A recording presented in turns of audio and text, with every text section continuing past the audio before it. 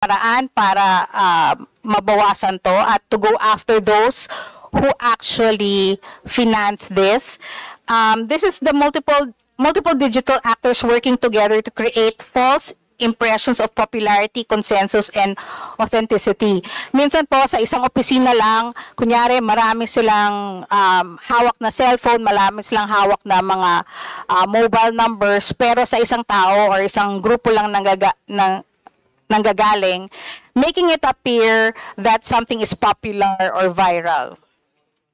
Clickbait rin, ginagamit ito as a tool, whether as a meme, thumbnail, to attract unsuspecting viewers. And astroturfing, it's a creation of or an illusion of grassroots support when it's really just bots and also influence peddlers.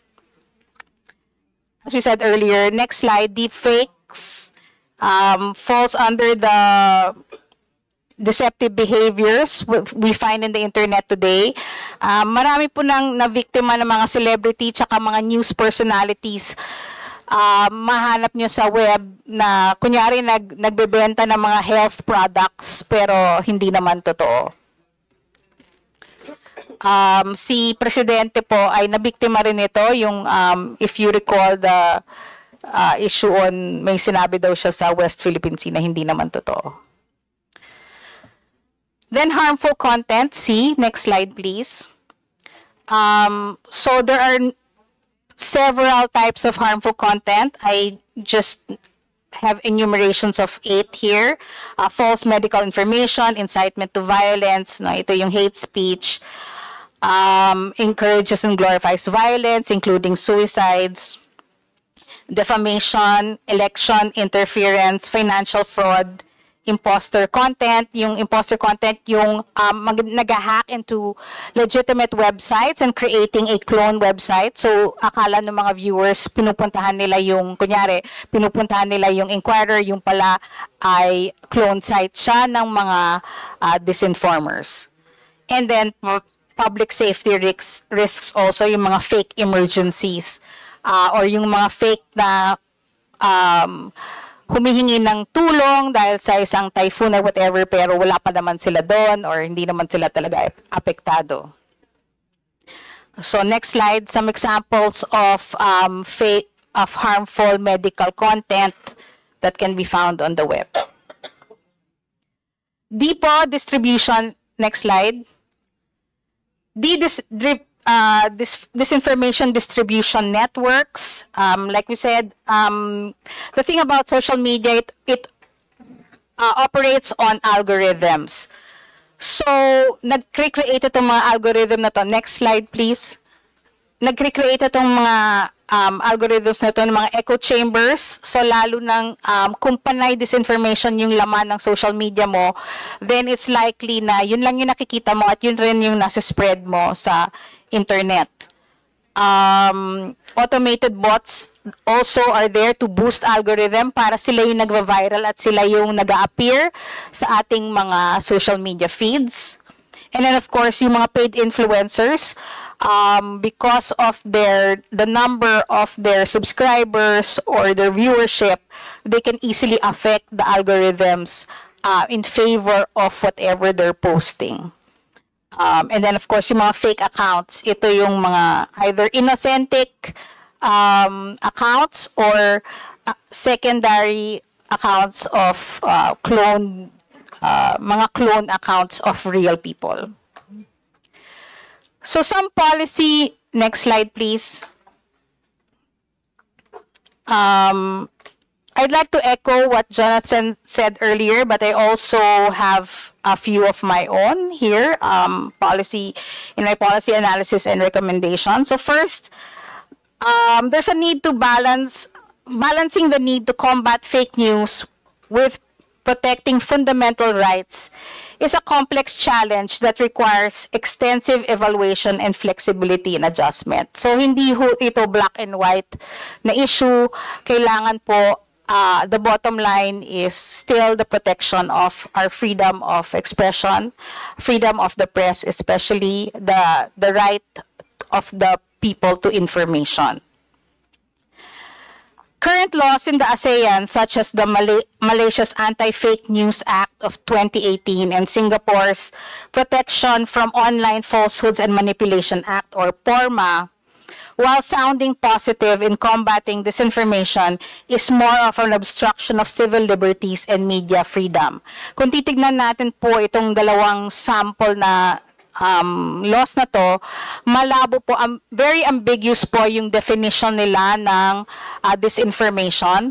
So kahit ano pwede mo siya ipasok. Kahit na legitimate reporting po ng news, especially on areas of corruption or public complaint of, let's say, services not rendered by public utilities, etc., pwede pong masakop dito. So, it's really against freedom of expression. Pero merong silang, well, in terms of PORMA, I will mention a few that provisions that they're kinda okay. But first, emphasis on media and information literacy by involving various stakeholders, including governments, technology companies, civil society organizations, and the academe in developing and implementing strategies to educate the public. Yung current nating MIL courses sa grades 11 and 12, they are only 1 quarter. So it's not enough considering that it's now as important as reading and writing and arithmetic, no? Yung 3 R's, kasama na dapat po ang media literacy, which means that it's hindi lang po sa grades 11 and 12, dapat po bumaba ito ng grade 1 pa lang, ay tinuturuan na natin ng mga bata maging media literate. Penalizing masterminds, no? Especially black PR firms engaged in disinformation. Yung mga influence operators po na sinasabi, there has to be a way to penalize the masterminds rather than yung individual trolls. Kasi wala ho tayong mararating kung maghahabol tayo ng individuals rather than yung nag-harass sa kanila or yung nagbabayad sa kanila. Some solutions in other countries, next slide please. Sa Finland, they have implemented a comprehensive media literacy program in schools and the general population, leading to higher levels of public awareness and resilience against disinformation. Sa Taiwan, they have adopted a rapid response mechanism to counter disinformation involving fact-checking organizations, government agencies, and social media platforms. This approach has been effective in addressing false information quickly.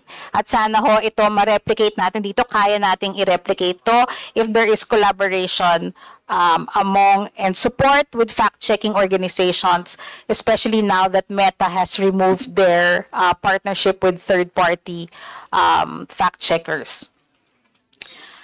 Yung sa Singapore PORMA law, they also have applied various contexts of quickly addressing and correcting false information. So, meron silang executive rapid response where they publish the correction together with the false information para makita kagad ng public kung ano yung mali at ano yung tamang information. So, ito po yung mga aking masasuggest at this time. Thank you po. Thank you so much, Ma'am. Rachel Ican. So, dito na tayo kay Attorney Michael T. Chu, UP College of Law, and then after which we will be proceeding to the government agencies. So, Attorney Michael Chu, you are now recognized via Zoom? Yes. Via Zoom. Sige. Thank you, Mr. Chair. Good morning, Your Honors. I will share a presentation as well. Hopefully, it is visible. And I want to acknowledge also that my presentation draws on the work of Dr.